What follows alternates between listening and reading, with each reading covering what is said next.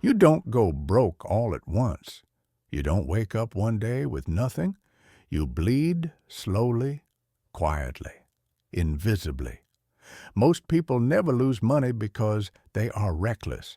They lose it because they are unaware, because no one ever taught them the rules, because they trusted advice that sounded safe but was deadly, because they repeated habits that felt normal but were designed to keep them small.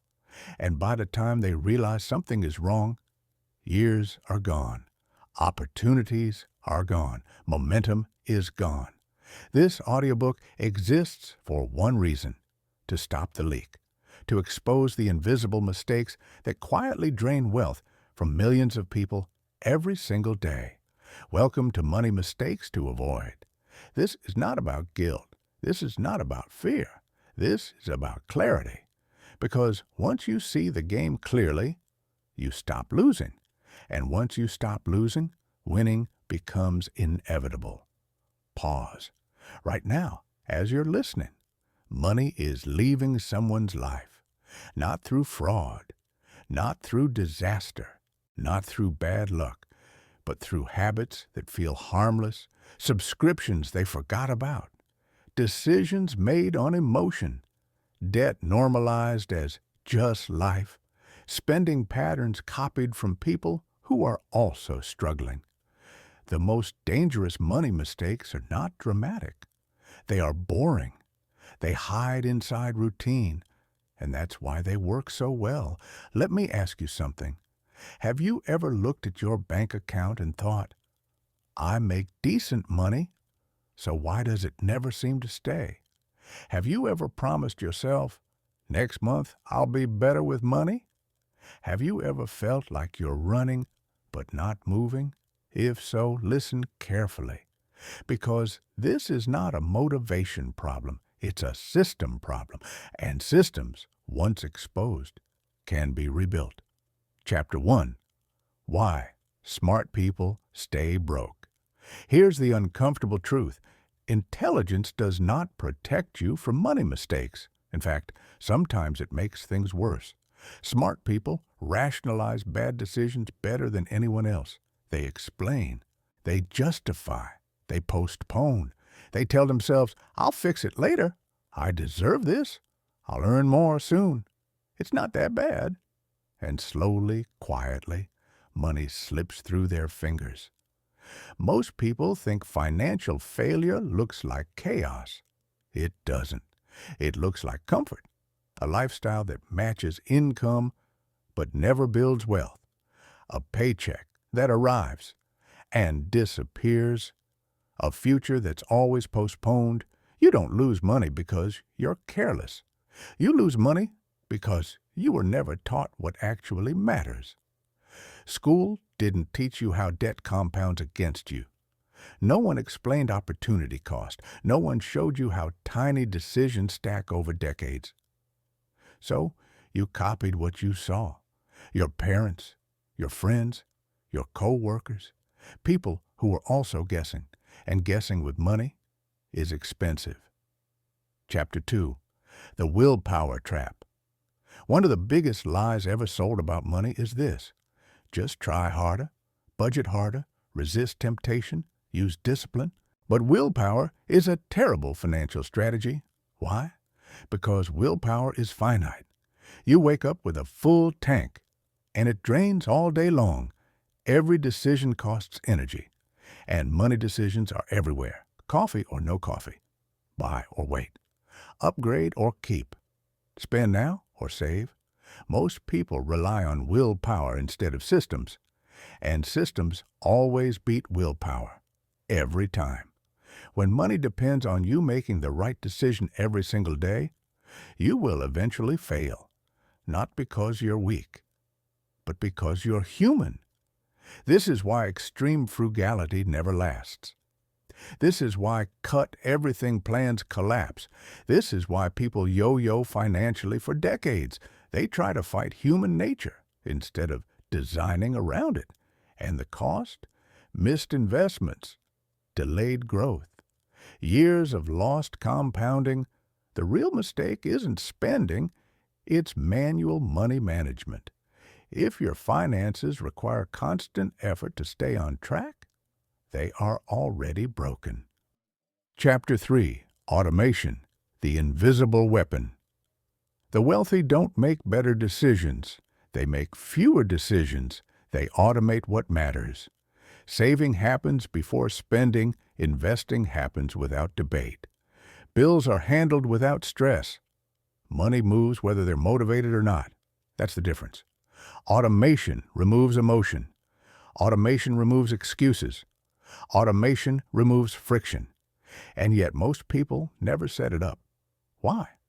Because automation feels boring, unsexy, invisible.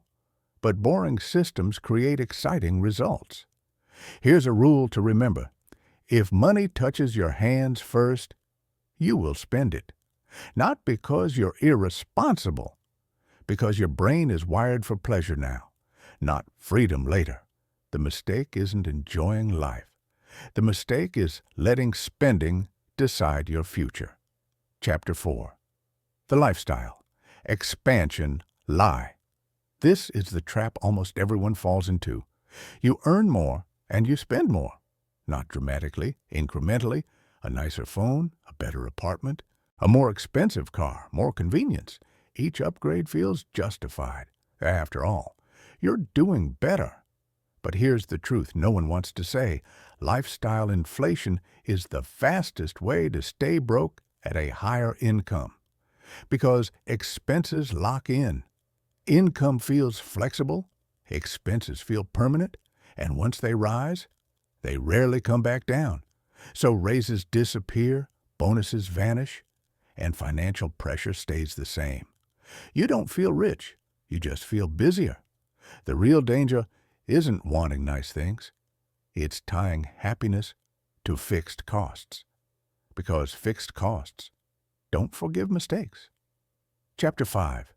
The House That Costs You Millions. Most people believe buying a house is automatically smart. It's not. It can be smart, or it can be catastrophic. The mistake isn't owning a home.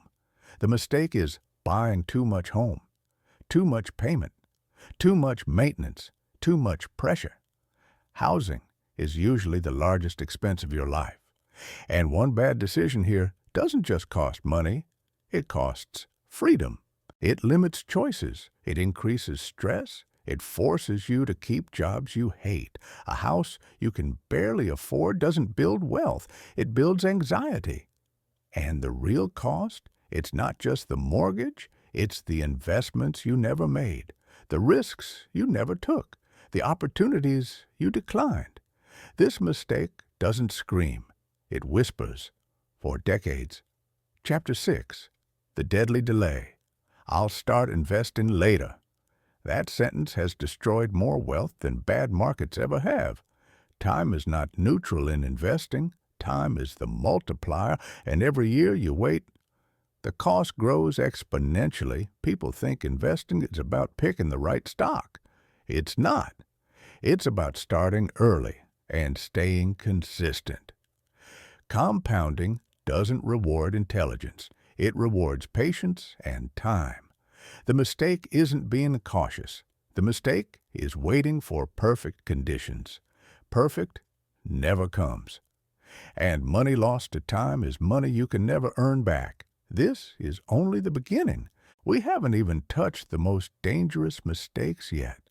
The ones that feel responsible. The ones that are socially praised. The ones that masquerade as adult behavior. In the next part, we'll expose the traps hidden inside advice you've probably trusted for years. Advice that sounds wise, but quietly keeps people poor. Listen closely, because once you see these mistakes, you'll never unsee them. Next audiobook, Part 2, Advice that sounds smart, but makes you poor. There are mistakes that feel reckless, and then there are mistakes that feel responsible. The second kind is more dangerous, because these mistakes come wrapped in praise. They are reinforced by society. They are repeated by people who look successful on the surface, and that's why they spread. Let's expose them. Chapter 7. The Safe Money Myth. You've heard this advice before. Play it safe. Don't take risks. Just save. At least your money is protected. It sounds wise. It feels mature. But safety, when misunderstood, can be financial suicide. Here's the truth no one explains clearly. Money that doesn't grow is shrinking. Inflation is invisible theft. It doesn't announce itself.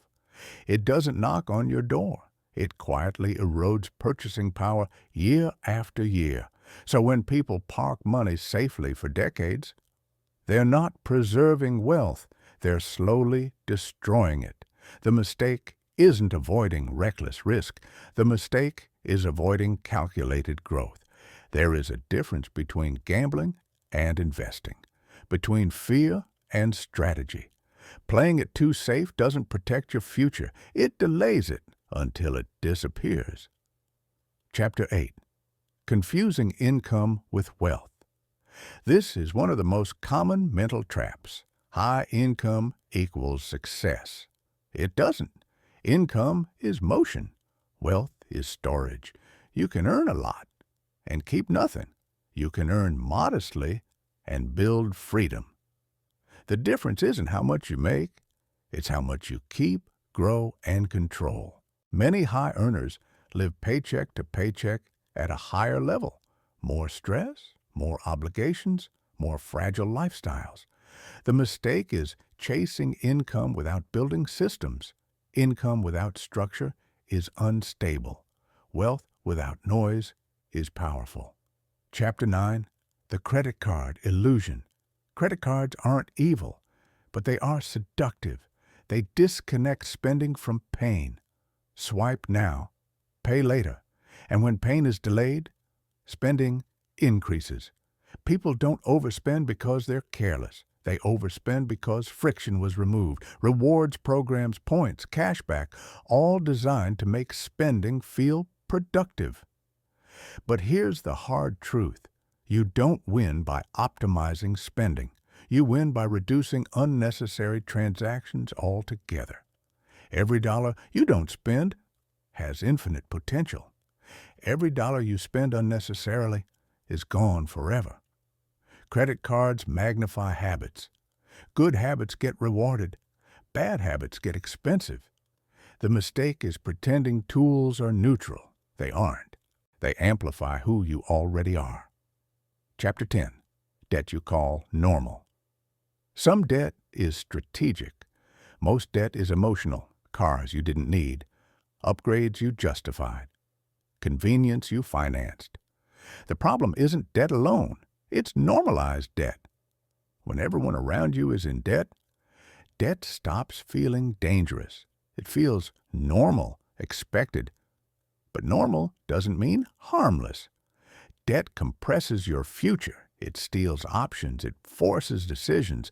It creates urgency where patience is needed. The most dangerous debt isn't the one with the highest interest.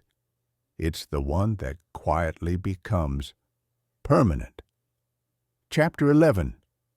The Emergency That Wasn't an Emergency. Here's a pattern almost everyone repeats. Something unexpected happens. Money is needed. Stress appears. And suddenly, a bad financial decision is justified as an emergency. But most emergencies aren't emergencies. They're predictable. Car repairs, medical bills, home maintenance. These things aren't surprises. They are inevitable. The mistake is not preparing for certainty. True emergencies are rare. Lack of preparation is common. And preparation isn't pessimism. It's respect for reality. When you don't prepare, every inconvenience becomes a crisis. And crises are expensive. Chapter 12. Why Budgets Fail. Most people, budgets look good on paper. Categories, percentages, rules. But most budgets fail because they fight behavior instead of guiding it. They feel restrictive, punitive, exhausting. So people abandon them. not because budgeting is useless, but because rigid budgeting ignores psychology. Money systems must feel light, not heavy. They must remove decision-making, not increase it. The best systems are almost boring, and boring is sustainable. Chapter 13. The Social Pressure Tax. No one talks about this, but it costs people fortunes. Spending to fit in, upgrading to keep up, saying yes to avoid awkwardness. Social pressure is expensive, and it compounds. Because once you signal a certain lifestyle, people expect you to maintain it. The mistake isn't enjoying life with others. The mistake is letting other people's expectations dictate your financial future. You can buy approval, but it's rented, and the payments never stop.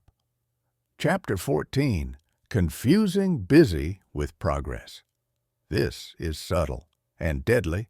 People feel productive, but go nowhere.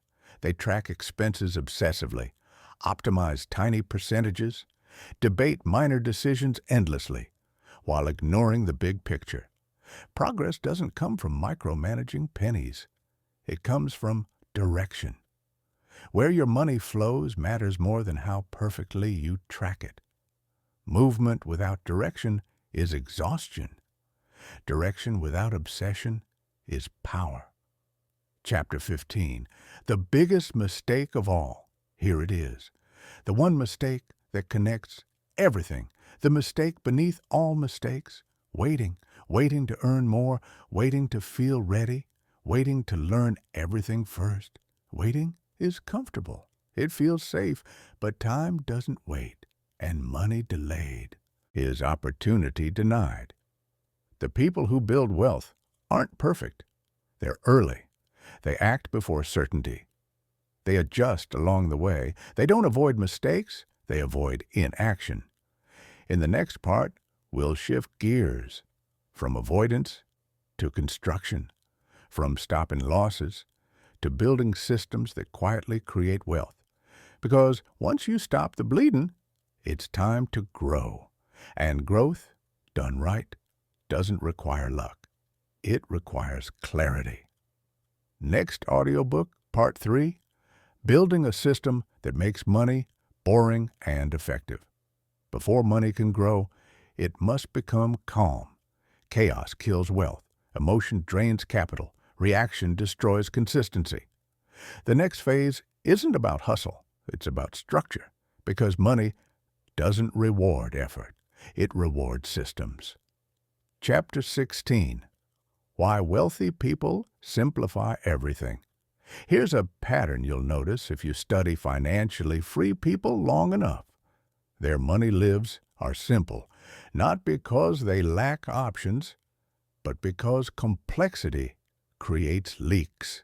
Multiple accounts with no purpose, random subscriptions, unclear priorities. Complexity hides mistakes. Simplicity exposes them.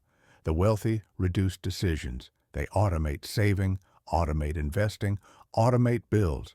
Not because they're lazy, but because willpower is limited. A system beats discipline every time. If you have to try to be good with money, your system is broken. Chapter 17. Pay your future first. Most people pay everyone else first. Rent, bills, entertainment, convenience, and whatever is left, they call saving. That's backwards. Your future should be paid first, not what's left, even if it's small, especially if it's small, because consistency compounds. The size doesn't matter at the beginning. The habit does. Money obeys direction more than amount. Chapter 18. Why small amounts matter more than you think. People wait until they make enough to start. Enough never arrives. Small amounts feel pointless. They're not. They train identity. Someone who invests $50 a month thinks differently than someone who invests nothing. Behavior shapes belief. Belief shapes outcomes. The first dollars aren't about returns. They're about becoming the kind of person who builds wealth. Chapter 19. Emotional control is a financial skill. This one is uncomfortable, but necessary. Most financial damage is emotional. Impulse spending, panic selling, revenge buying, lifestyle inflation. Money triggers identity, fear, ego, and insecurity. If you don't master emotion, money will expose you. Calm decisions create predictable outcomes. Predictable outcomes compound. Chapter 20. Why time is your real currency. Money can be lost and regained. Time cannot. Every financial decision is a time trade. Debt steals future hours. Bad spending steals options. Good systems buy freedom. The wealthy don't ask, "Can I afford this?" They ask, "What does this cost me in time?" That question changes everything. Chapter 21. Building wealth quietly. Flashy wealth is fragile. Quiet wealth is durable. The goal isn't applause, it's options. The ability to say no, to walk away, to choose differently. Real wealth whispers.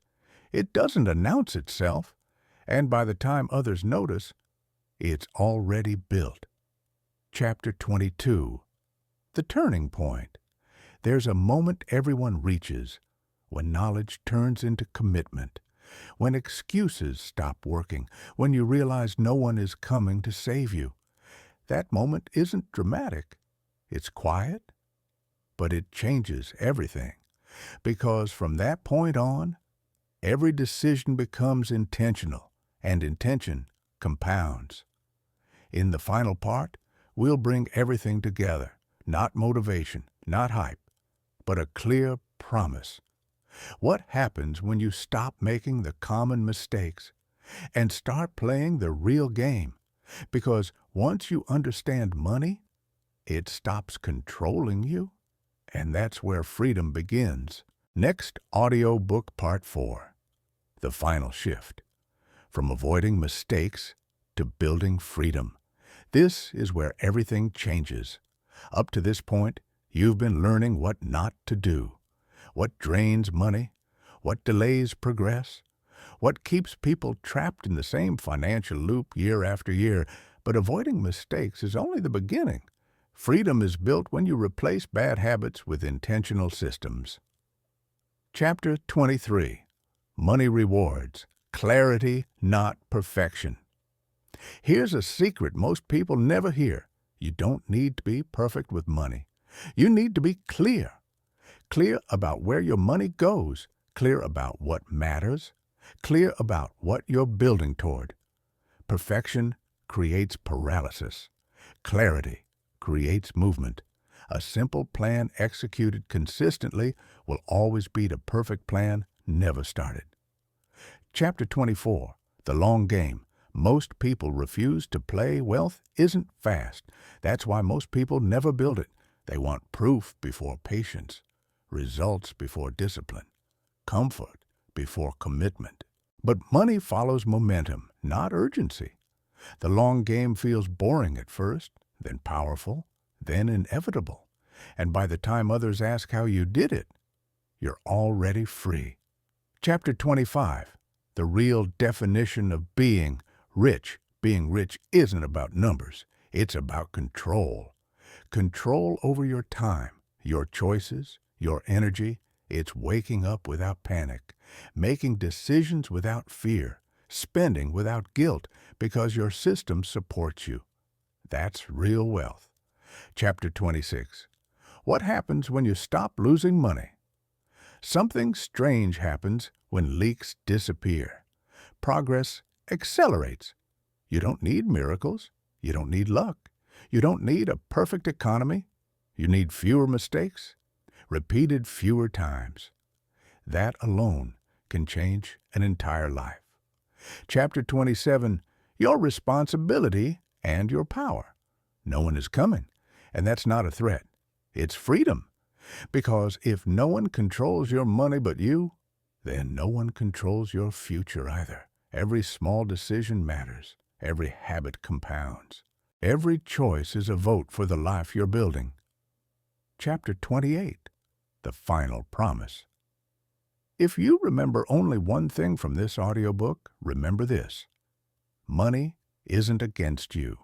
It simply reflects your patterns. Change the patterns, and money follows, quietly, relentlessly, predictably. And one day, you'll look back and realize you didn't get rich overnight. You got rich on purpose. If this audiobook shifted the way you think about money, share it with someone who needs it and tell us, what topic should we break down next? Because the moment you understand money is the moment it stops controlling you. End of audiobook. Write 20 more chapters because we don't have enough text for the audiobook. Absolutely. Below are 20 additional original chapters designed to expand the audiobook meaningfully, deepen emotional impact, and maintain a cinematic, motivational flow. These chapters continue naturally from the previous ending and add real weight, insight, and listening time without filler. Chapter 29. Why most people never notice their money bleeding. Money rarely disappears in dramatic moments. It leaks silently. Subscriptions you forgot. Convenience fees you normalized. Impulse purchases justified as small. Most people aren't broke because of one big mistake. They're broke because of 1,000 unchallenged habits. What you don't notice controls you. Chapter 30. Comfort is the most expensive drug. Comfort feels safe, but safety is expensive. Comfort delays action. Comfort whispers, tomorrow. Comfort convinces you that change can wait. Every time you choose comfort over awareness, you pay interest on your future. Chapter 31. The psychology of I deserve this. I deserve this is rarely about joy. It's about relief. Relief from stress. Relief from boredom. Relief from comparison. But relief spending never satisfies. It only repeats. Real reward comes after discipline, not before it. Chapter 32. Why rich people track everything and poor people avoid it. Tracking isn't control. It's honesty. Avoiding numbers doesn't protect you from reality. It delays your power over it. Money responds to attention. What you measure improves. What you ignore decays. Chapter 33. Financial confidence is built, not bought. Confidence doesn't come from earning more. It comes from knowing where you stand. A calm mind beats a big paycheck. Certainty beats chaos. When you understand your money, fear disappears. Chapter 34. The myth of once I make more. More money doesn't fix bad habits. It magnifies them. If you struggle with $2,000 a month, you'll struggle with $10,000 just louder. Income doesn't create wealth. Behavior does. Chapter 35. The emotional cost of debt. Debt isn't just financial. It's psychological. It whispers pressure into every decision. It turns choices into obligations. It steals sleep long before it steals money. Freedom begins where debt ends. Chapter 36. Why discipline feels hard and why it gets easier. Discipline feels painful at first because it's unfamiliar, but chaos is exhausting forever. Short-term discipline creates long-term peace. Short-term comfort creates long-term stress. Choose your struggle. Chapter 37. The moment you realize you're in control. There's a moment, quiet, powerful, when you realize no bill decides your life. No impulse owns you. No system traps you. That moment changes everything. Chapter 38. Money is a tool, not a judge. Money doesn't define your worth. It reflects your patterns. Shame keeps people stuck. Responsibility sets them free.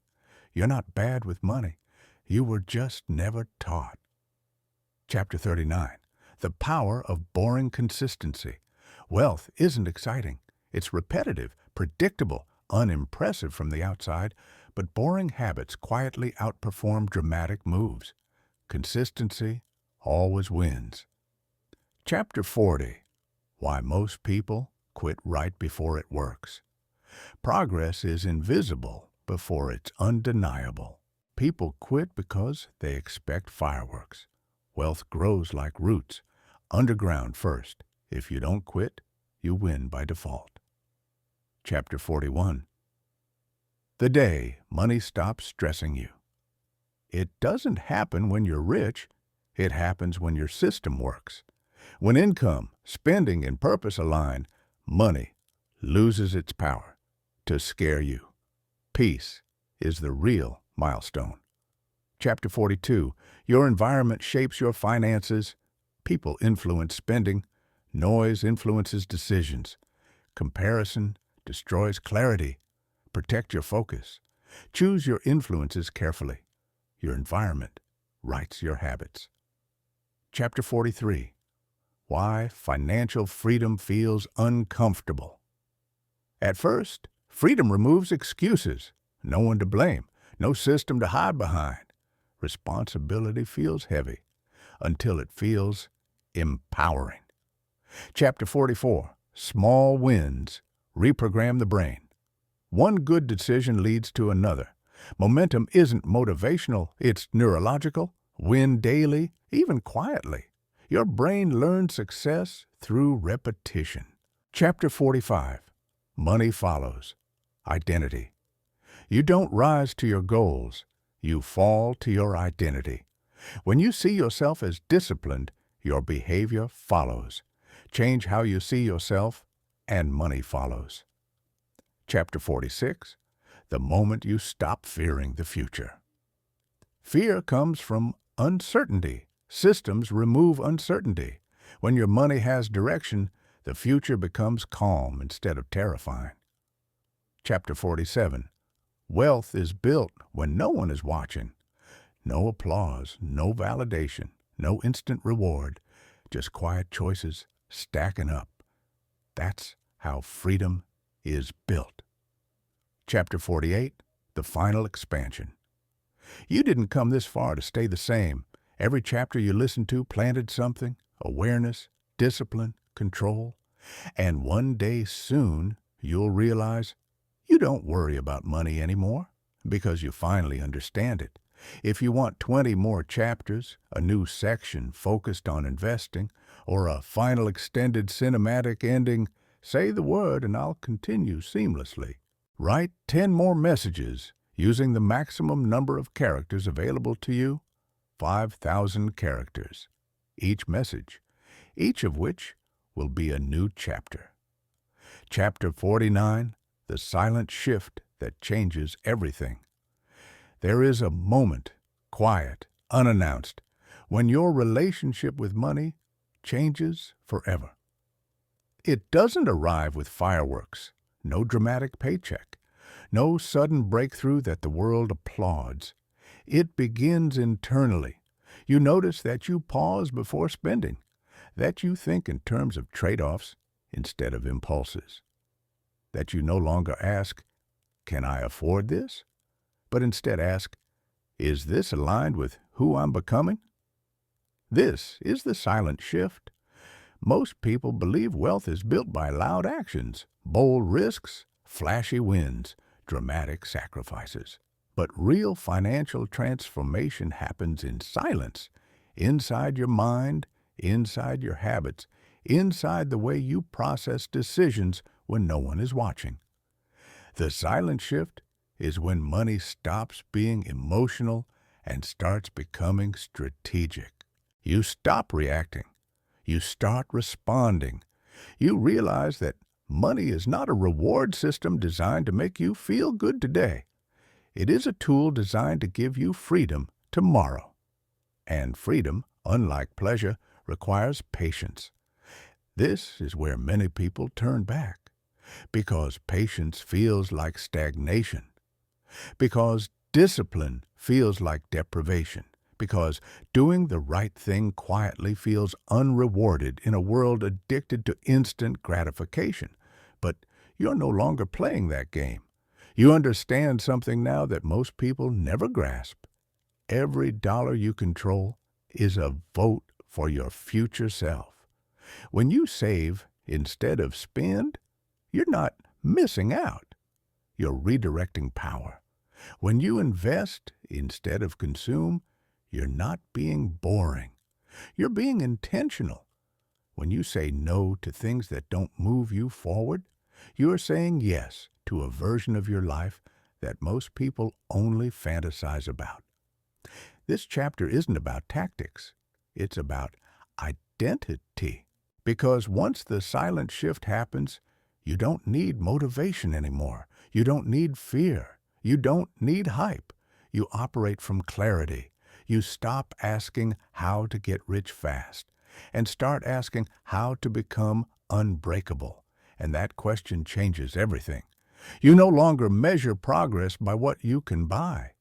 You measure it by how calm you feel about the future, how prepared you are for uncertainty, how little money controls your emotions. This is the foundation of real wealth, not the number in your account, but the strength of the system in your mind. And now that the shift has begun, there is no going back. Because once you see money clearly, you can never unsee it. Chapter 50. Why most people never escape the money loop. Most people aren't broke because they don't earn enough. They're broke because they're trapped in a loop they don't even see. A loop of earning, spending, stressing, and repeating. Money comes in. Bills go out. A little relief appears. Then anxiety returns.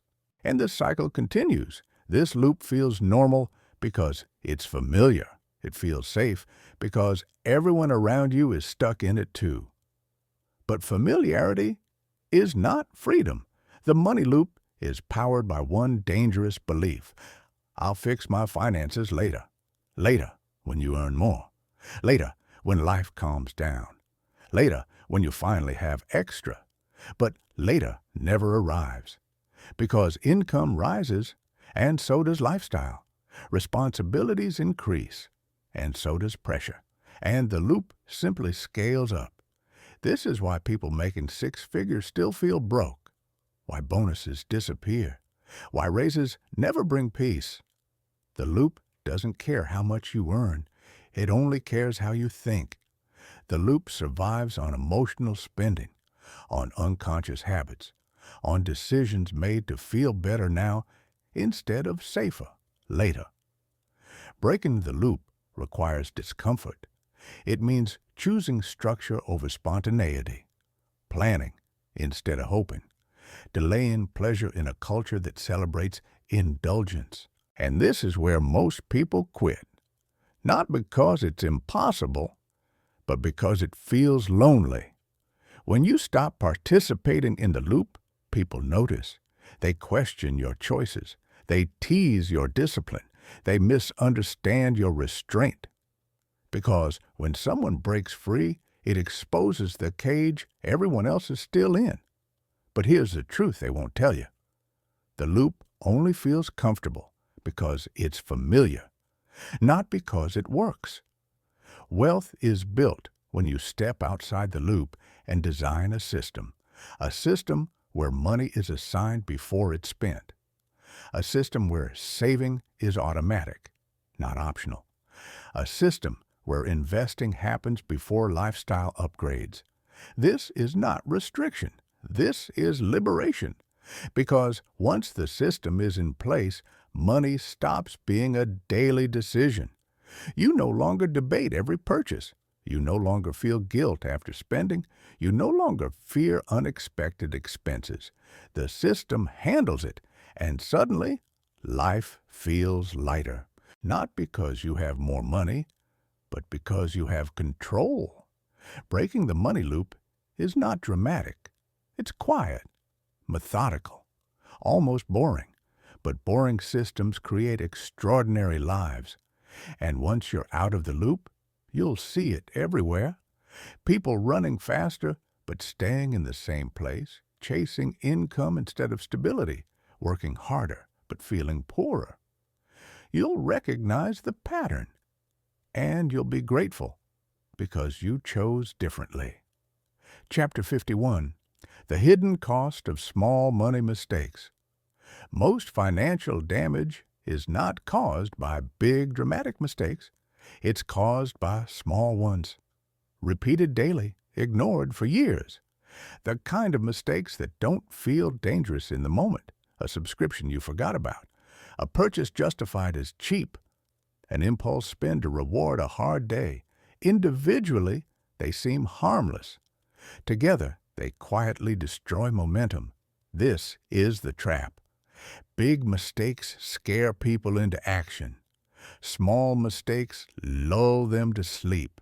No one panics over $10. No one rewrites their habits over a coffee. No one feels urgency over just this once. And that's exactly why these mistakes are so powerful. They don't shock you. They slowly drain you. What most people never calculate is the long-term cost. That $8 daily coffee isn't $8. It's thousands over a decade. It's investments never made. It's freedom delayed. But the real cost is deeper than money. It's the habit of unconscious spending. Every time you spend without intention, you train your brain to value comfort over control. You reinforce the belief that money is meant to be consumed, not directed. And over time, that belief becomes identity. I'm just bad with money. I can't save. It never works for me.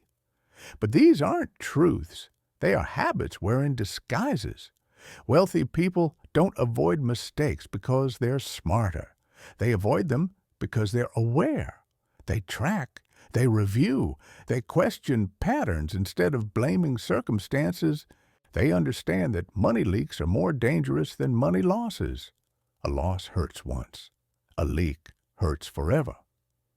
This is why reviewing your spending is uncomfortable, because it forces honesty.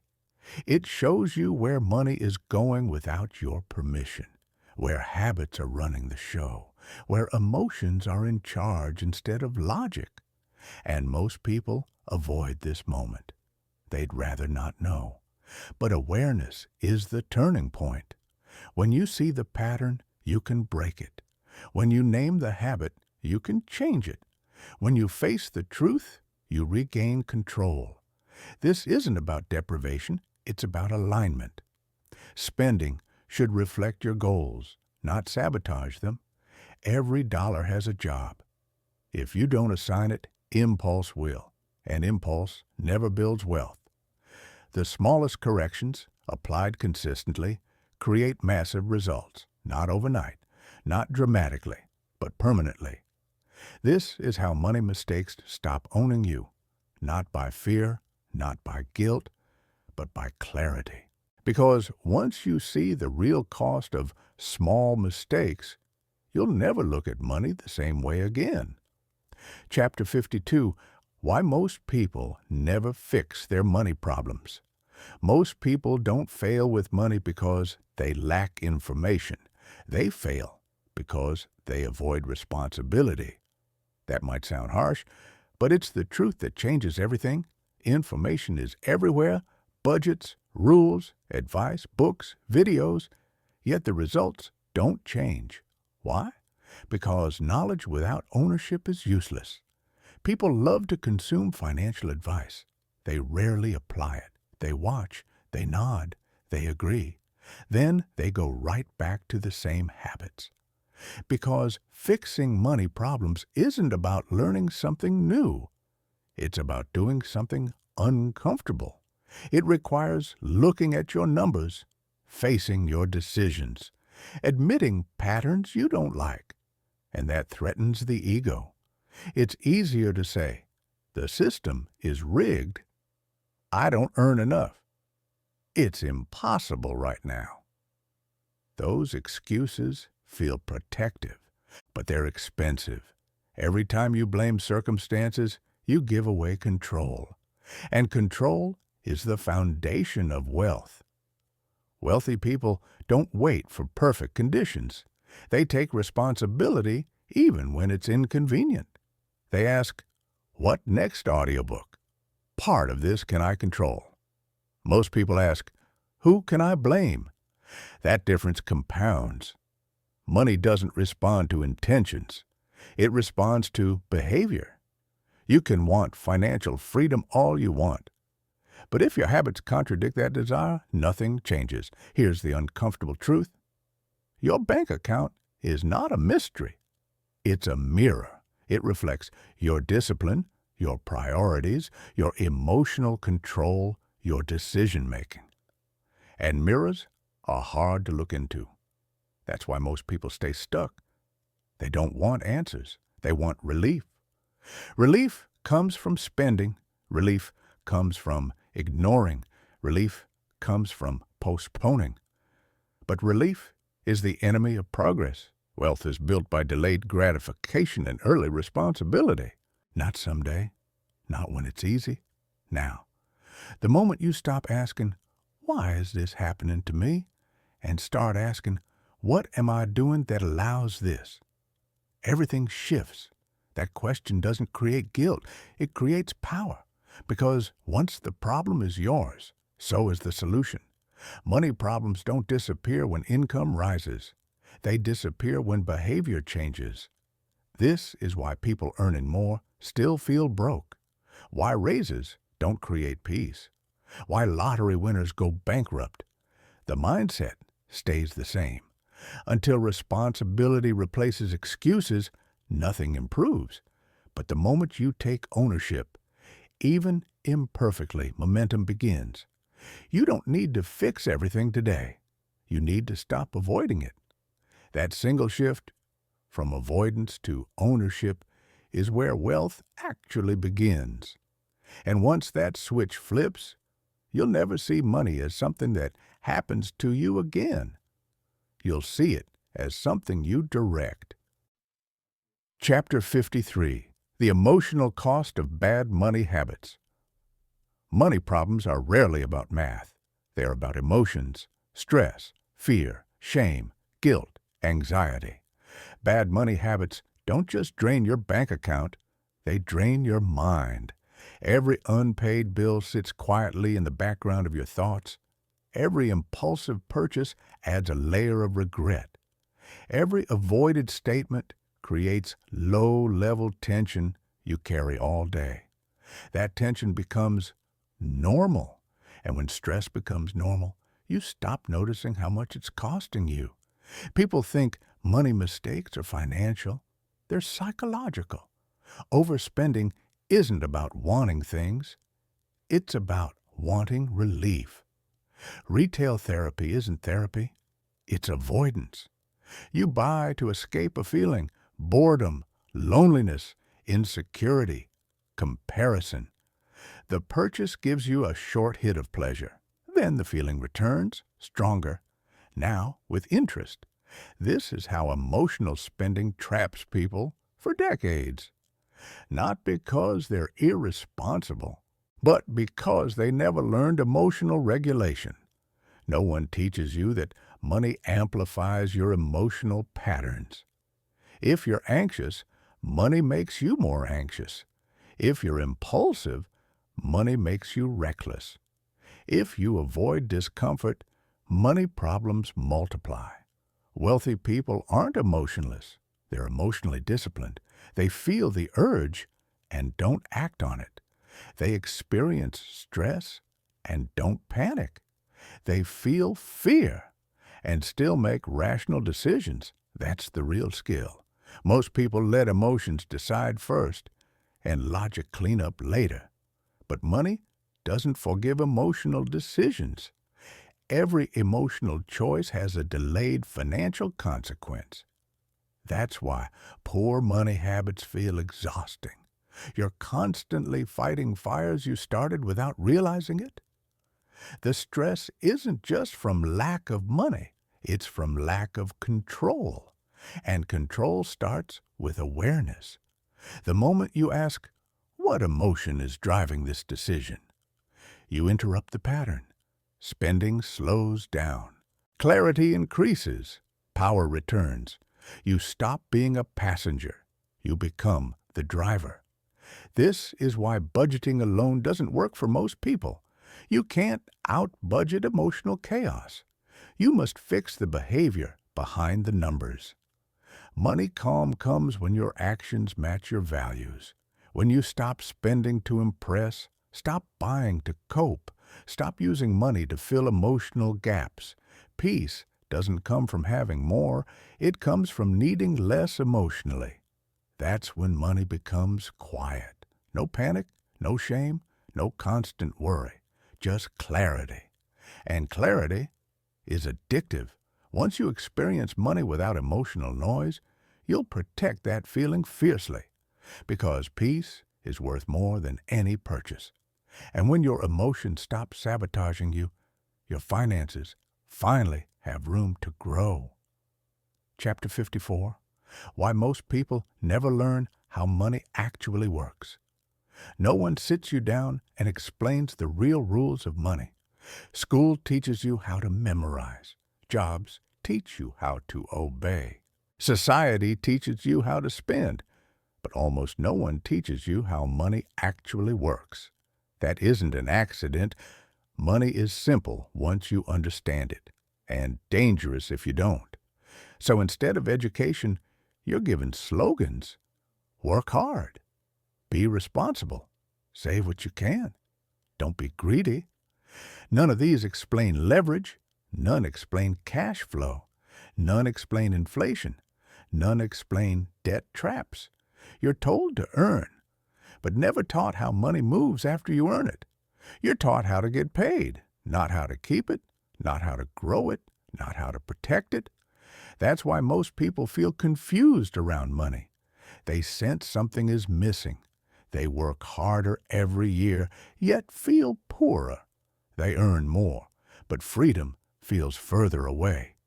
Because income without understanding creates illusion. More money doesn't solve ignorance. It exposes it. When people suddenly earn more, they don't become wealthy. They become louder spenders. Bigger cars, bigger homes, bigger mistakes. Why? Because their money rules never changed. The same habits that kept them broke at $40,000 will destroy them at $100,000. Wealth isn't about how much comes in. It's about how much stays and how intelligently it's deployed. Most people think money is linear, earn to spend to repeat, but money actually works in systems.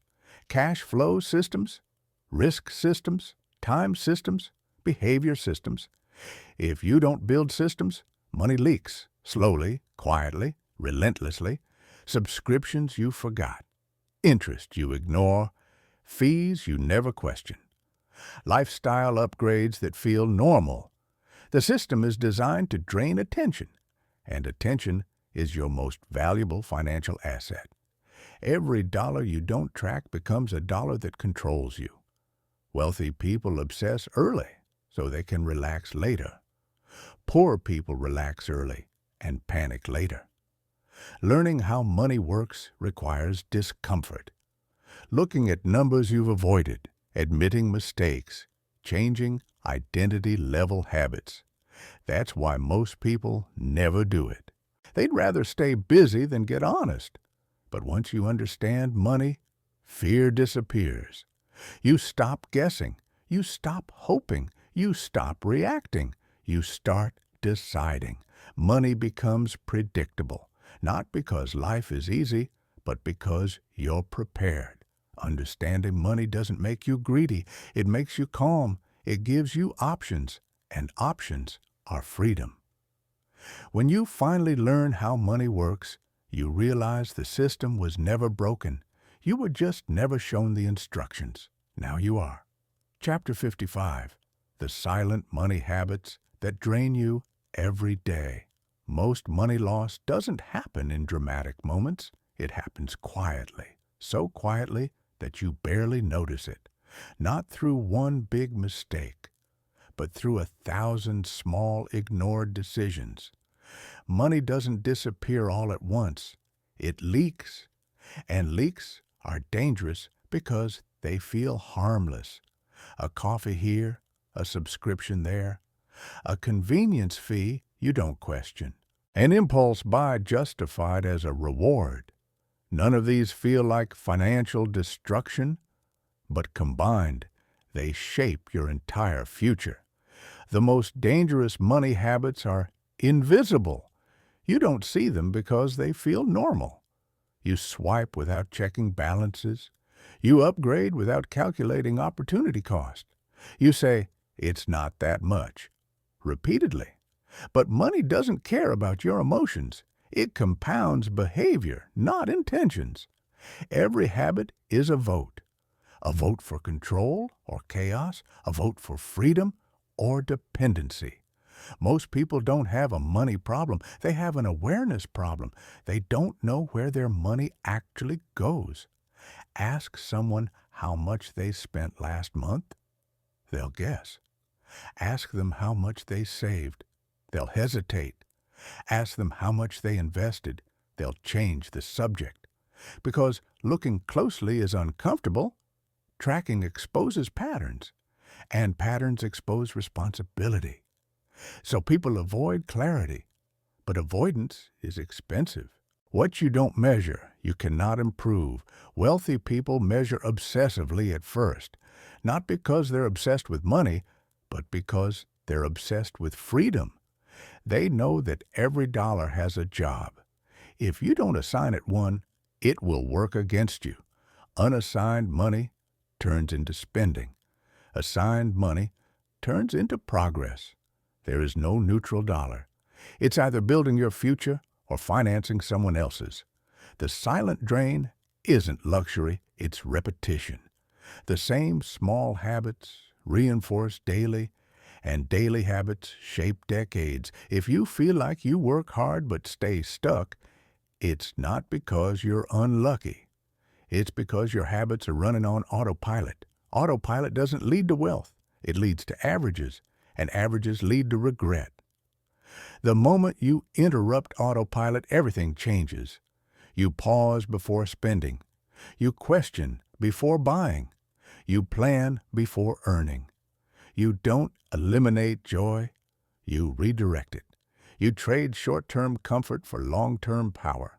That's the shift most people never make because discipline feels restrictive until you experience freedom. Then you realize discipline was the key. Money habits aren't about money, they're about identity. Who you believe you are and who you're willing to become. Change the habits, and the future follows. Chapter 56. Why? Small money decisions are never small. People underestimate small decisions, not because they are unintelligent, but because the consequences are delayed. A small decision rarely hurts immediately. It whispers instead of screams. You don't feel pain when you overspend by a little. You feel normal. You don't feel danger when you save nothing this month. You feel unchanged. But money doesn't operate on emotions. It operates on math and time. And time magnifies everything. A single bad decision doesn't ruin a life. But repeated bad decisions create a pattern. And patterns create destiny. That's why wealthy people obsess over small things. Not because they're cheap, because they're precise. They understand leverage. They know that a small decision repeated consistently is more powerful than a big decision made once. Skipping investing for 1 year seems harmless. Skipping investing for 10 years is catastrophic. Spending 10% too much this month feels insignificant. Spending 10% too much for a decade costs you freedom. The danger isn't the amount, it's the habit. Habits are automatic. They don't require willpower. They don't ask permission. They just run. And whatever habit runs your money eventually runs your life. Most people wait for more money to behave better. That's backwards. More money amplifies behavior. If you waste $100, you'll waste $1,000. If you avoid tracking $2,000, you'll avoid tracking $20,000. Money doesn't fix discipline. Discipline attracts money. This is why many high earners are still broke. Their income grows, but their habits grow faster. Lifestyle inflation is not a reward, it's a trap. Every upgrade creates a new baseline, and baselines are hard to lower. What once felt like luxury becomes necessity, and necessity becomes pressure. Pressure forces people to keep earning, not to build wealth, but to maintain appearances. That's not freedom.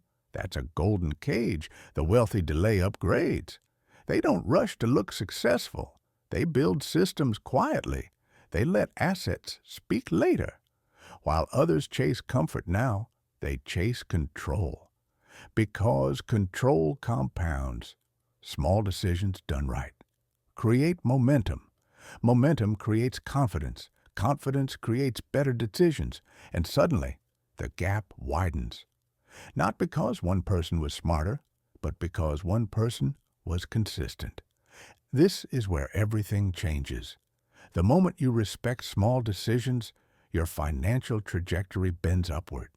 You stop asking, "Can I afford this?" and start asking, "What does this cost my future?" That question alone eliminates most bad spending. It forces awareness. And awareness is power. You don't need perfection, you need direction. Fix the small leaks, correct the tiny habits, align the daily decisions. Money will follow, not overnight, but inevitably, because math always wins. Chapter 57. The Real Cost of Comfort. Comfort is expensive, not because it costs money today, but because it steals ambition tomorrow. Most people don't fail financially because they suffer too much. They fail because they get comfortable too early. Comfort slows urgency. Urgency fuels growth. When life is just comfortable enough, you stop pushing, you stop questioning, you stop optimizing. And money rewards optimization. Comfort convinces you that this is fine, but fine is the most dangerous word in finance. Fine means no emergency. Fine means no hunger. Fine means no pressure to change. And without pressure, progress dies. Look closely at most financial mistakes. They are comfort decisions. Upgrading a car too early. Renting more space than necessary. Eating convenience instead of planning. Subscribing instead of owning. Paying for speed instead of patience. None of these feel reckless. They feel deserved. I work hard. I need this. I'll make more later. But comfort spending doesn't just take money. It takes future options. Every fixed cost is a chain. Every monthly obligation reduces flexibility. And flexibility is wealth's closest cousin. The wealthy protect flexibility at all costs. They don't hate comfort. They delay it. They understand timing. They know the difference between reward and retreat. A reward strengthens you. A retreat weakens you. Comfort becomes a retreat when it replaces effort, when it removes the need to think creatively, when it eliminates the discomfort that forces growth. This is why many people earn more, yet feel poorer. Their income increases, but so does the weight of their lifestyle. More bills, more commitments, more pressure to maintain. They didn't buy freedom, they bought fragility. The moment income dips, panic appears. True wealth does the opposite. When income dips, life continues calmly. That calm is power, and power comes from margin. Margin between what you earn and what you need. Margin gives you options. Options create leverage. Leverage accelerates wealth. Comfort reduces margin. Every time you choose comfort over control, margin shrinks. And without margin, you are one problem away from chaos. This is why rich people sometimes look boring. They drive cars longer. They live below their means longer. They resist upgrades longer, not because they can't afford them, but because they understand the game. They are not building a life that looks rich. They are building a life that stays rich. Comfort now is expensive later. Discipline now is generous later. You don't need to live in misery, but you do need intentional discomfort. Discomfort that builds skill. Discomfort that builds discipline. Discomfort that builds assets. Short-term discomfort creates long-term ease. Long-term comfort creates long-term stress. Choose wisely, because money doesn't reward comfort. It rewards clarity. And clarity often comes from restraint. Chapter 58. Why most people never fix their money problems. Most people don't fail with money because they don't know how. They fail because they never slow down long enough to ask why. Why do I keep running out of money? Why do I earn more but feel the same pressure? Why does every raise disappear? Why does saving feel impossible? These questions are uncomfortable, so most people avoid them. Instead, they chase tactics, apps, budgets, side hustles, tricks. But tactics don't fix broken thinking. Money problems are rarely mathematical. They are behavioral, psychological, emotional. People repeat the same mistakes because the reason for the mistake was never addressed. Overspending is not about numbers, it's about emotion. Debt is not about ignorance, it's about impatience. Lack of savings is not about income, it's about priorities. But those truths hurt. It's easier to blame the economy, the job market, inflation, the system. Blame feels relieving. Responsibility feels heavy. But responsibility is the doorway to power. Until you take full ownership of your money story, nothing changes. Not income, not habits, not outcomes. Here's the uncomfortable truth. Your financial life is a mirror. It reflects your discipline, your patience, your self-control, your long-term thinking. If your money is chaotic, something inside is unstructured. If your money leaks, your boundaries are weak. If your money never grows, your thinking is short-term. This is not judgment. This is diagnosis. And diagnosis is freedom. Most people treat symptoms, I need more money. But the root issue is often, I spend before I plan. I react instead of design. I reward myself too early. I avoid discomfort. Fix the root. The symptoms disappear. This is why two people with the same income end up in completely different places. One builds wealth. The other builds stress. Same money, different mindset. One asks, how do I make this last? How do I multiply this? How do I protect this? The other asks, how can I enjoy this now? How do I feel better today? Neither question is wrong, but only one creates freedom. The moment you stop asking, how do I earn more? And start asking, how do I manage what I earn? Everything changes, because income is temporary. Control is permanent. Money doesn't care how hard you work. It cares how well you decide. And decisions improve only when awareness increases. Awareness requires honesty. Honesty requires courage.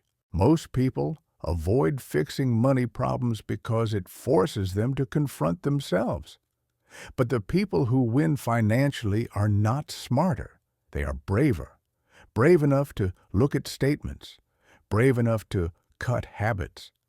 Brave enough to delay pleasure. Brave enough to admit mistakes. That bravery compounds. And once it does, money stops being a source of anxiety and starts becoming a tool you control, not one that controls you. Chapter 59. The Silent Cost of Small Bad Decisions. No one ruins their financial life overnight. It happens quietly, slowly, almost politely. It happens in the small decisions no one talks about.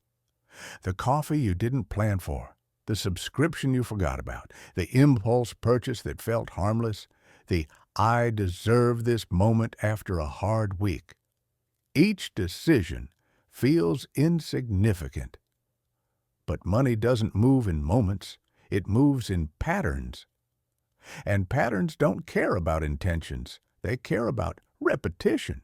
Most people believe big money mistakes are obvious. They imagine gambling everything, starting reckless businesses, buying things they can't afford in massive leaps. But that's rare. What's common is death by 1,000 cuts. A little extra here, a little leak there, a little justification everywhere. And the most dangerous part? You don't feel it right away. Bad decisions delay their consequences. That delay creates illusion, the illusion that nothing is wrong. Until one day, you look at your account, your debt, your stress, and wonder how you got here. You didn't get here suddenly. You arrived step by step. The problem with small bad decisions is that they don't trigger fear. They trigger comfort. They whisper, "It's fine. You'll make more later. You can fix it next month. Everyone does this." But money doesn't listen to whispers. It listens to math. And math is unforgiving. Every unnecessary dollar spent is a dollar that can't grow. Every delayed investment is time you can't recover. Every ignored expense is compound interest working against you. The wealthy understand something most people don't. Money, momentum, matters. When money flows in the right direction, it accelerates. When it flows in the wrong direction, it drags everything down. There is no neutral. You're either building momentum or bleeding it. That's why disciplined people seem lucky. Their habits protect momentum. They don't rely on motivation. They rely on systems. They automate good decisions and make bad ones inconvenient. They don't ask, "Can I afford this?" They ask, "Does this move me forward?" Because affordability is temporary. Direction is permanent. A purchase can be affordable and still destructive. A decision can feel small and still derail years of progress. The truth is uncomfortable. You don't need more money. You need fewer leaks. You don't need perfect discipline. You need awareness. Awareness of where your money actually goes. Awareness of how often emotion controls spending. Awareness of how often convenience beats intention.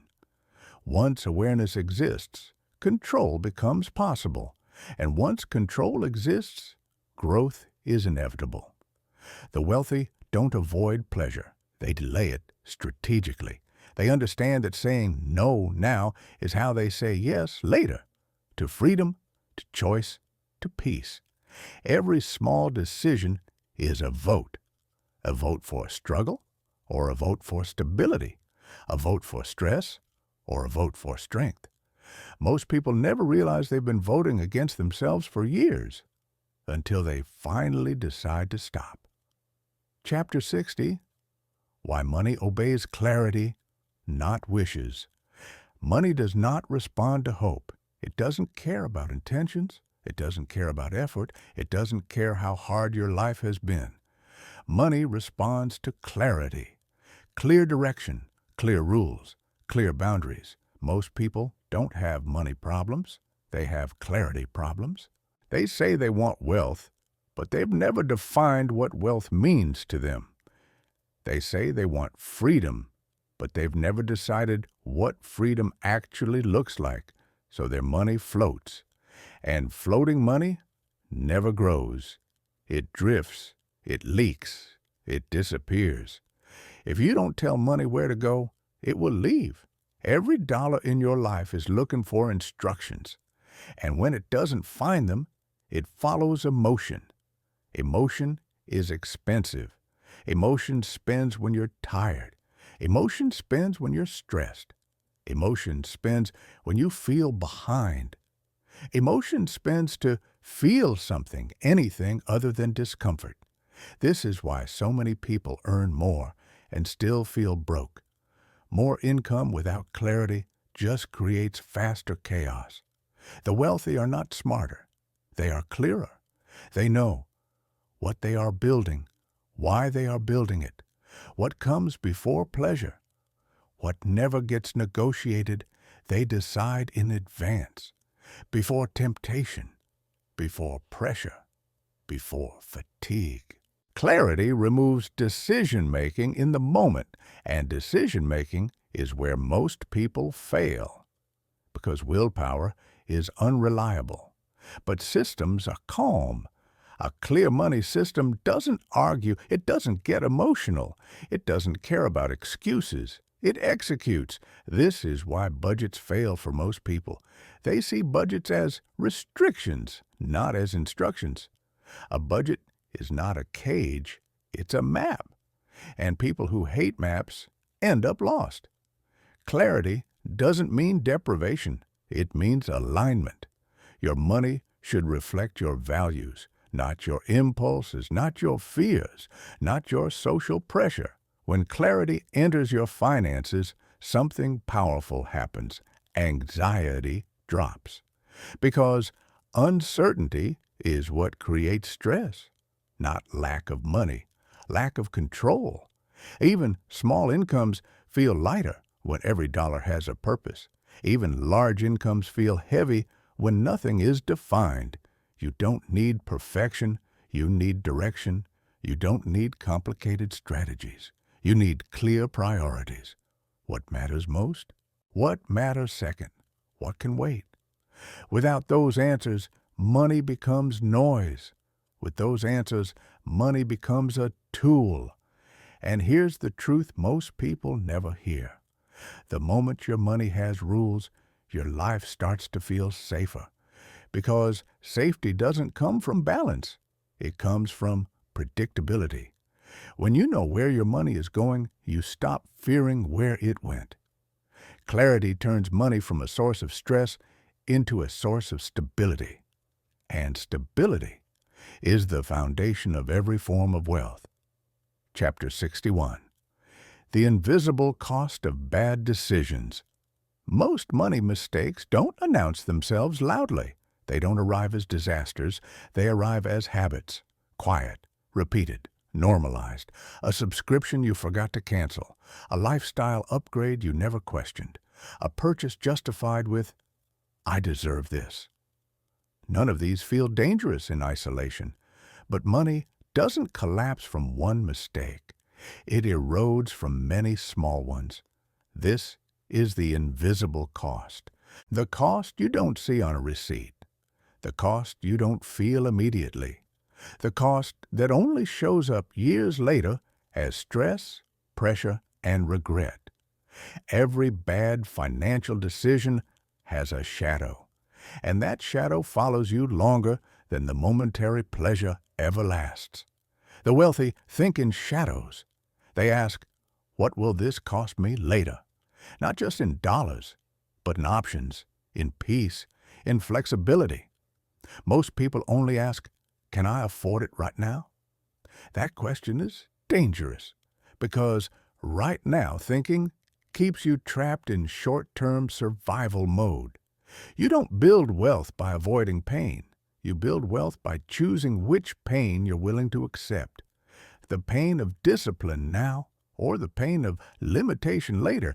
Every dollar you waste today is a dollar you must replace tomorrow.